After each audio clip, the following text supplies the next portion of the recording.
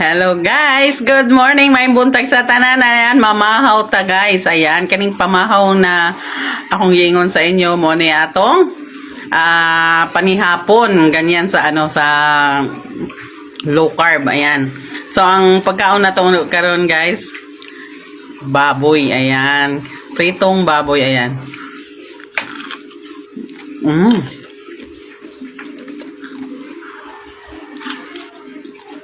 Mas maganda guys kung mataba talaga yung kinakain mo kasi maraming magagamot na sakit sa katawan mo. Huwag lang samahan ng carbohydrates. Ayan. So, hindi lang to guys ang pagkain natin ngayon. Tawid na natin. Meron pa tayong isang pagkain. So ito guys, sabi nila wag daw tayong kumain din ng kaka-high blood daw. Pero dili oy.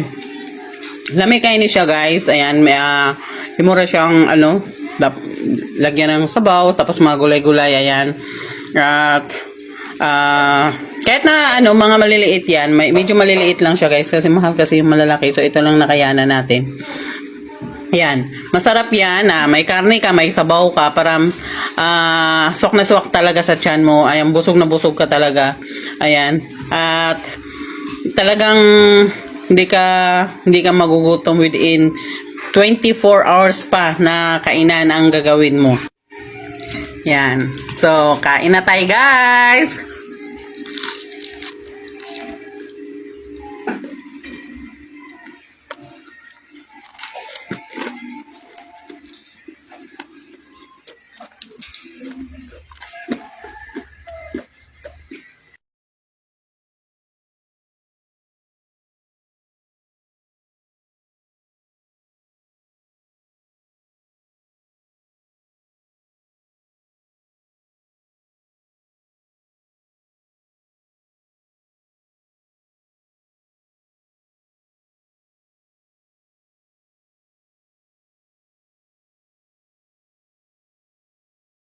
Ang itlog. So, ayan. Ang almusal natin ngayon, guys. With coffee. Ayan, coffee black. No sugar. Kasi ang sugar po, guys, is bawal po sa atin.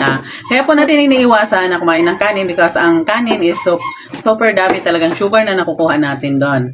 Imagine, guys, ang sugar na nakukuha natin sa isang cup na rice is 12 kutsaritang asukal. Ayan. So, ibig sabihin nun, guys, kung makakain ka ng dalawang cup, so na meron ka ng na-consume na 24 na kutsaritang sugar, tapos ka pa coffee with sugar. So, kaya po, kadalasan po sa atin nagkakaroon tayo ng sakit, ayan, mga diabetes, ayun. Pero, katulad nitong taba, anong taba na to, pag pinartnera mo to ng rice, ayan, so, ang tendency niyan, guys, ma-high blood po kayo. So, pero kung wala siyang rice, ayan, this is healthy. Ayan, healthy siya kasi marami po tayong mga sakit na nagagamot ng dahil sa taba. Ayan. Kung gusto nyo pong malaman, search nyo lang. Ayan, para po malaman nyo. Ayan, marami po tayong doktor na humahawak ngayon ng keto diet. Ayan, so, ayan, kain na tayo, guys. Ayan.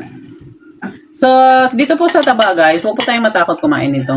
Kasi, until na hindi ka naman kumain ng ng rice, ayan, super yummy naman po to taba, ayan, hindi po to nakaka-high blood.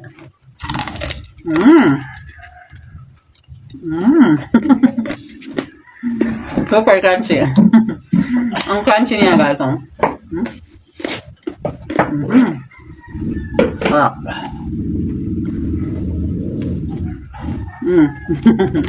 Mga alaga ko, guys, Gusto rin mag-diet yung alaga ko.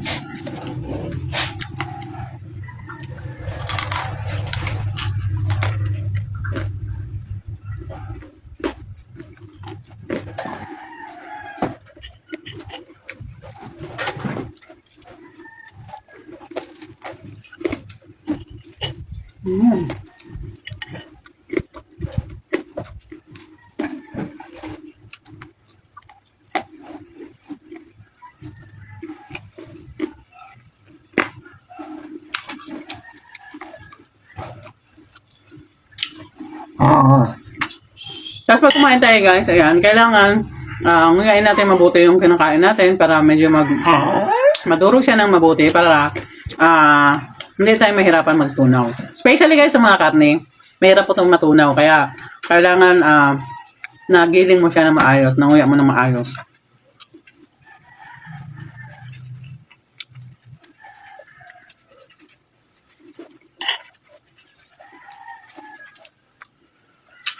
Ito guys, gulay.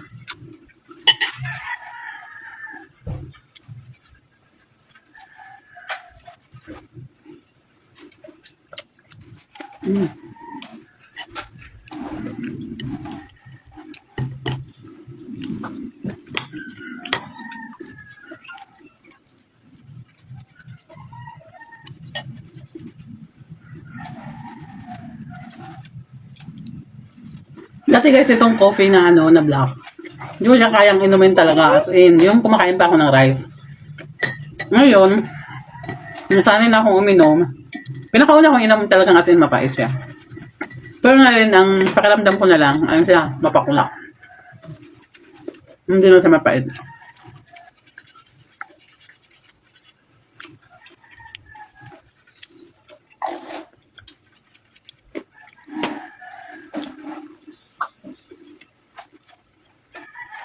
Matigas siya, ayan. Pero ano siya guys, super dami tayong makukuhang gamot sa katawan natin dito sa taba.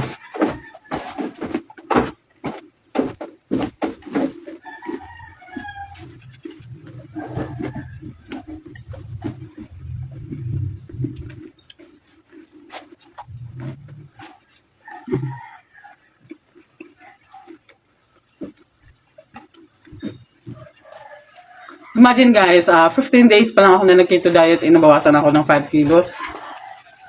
Super bigat na talaga yung 5 kilos. Ayan, medyo gumaan-gaan yung katawan ko. At yung mga sakit-sakit sa katawan ko, sakit ng ulo, na nawala siya.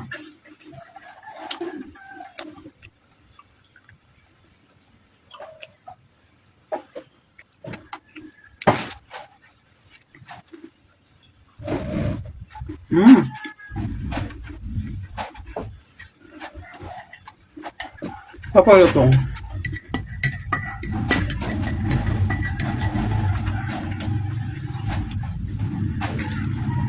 Dito sa keto diet guys, kailangan makukonsume mo yung 1,500 na na calories sa katawan natin. Ayan, kung ano yung mga kinakain natin, meron yan siyang katumbas. Ayan, sa karne, itlog, may katumbas yan.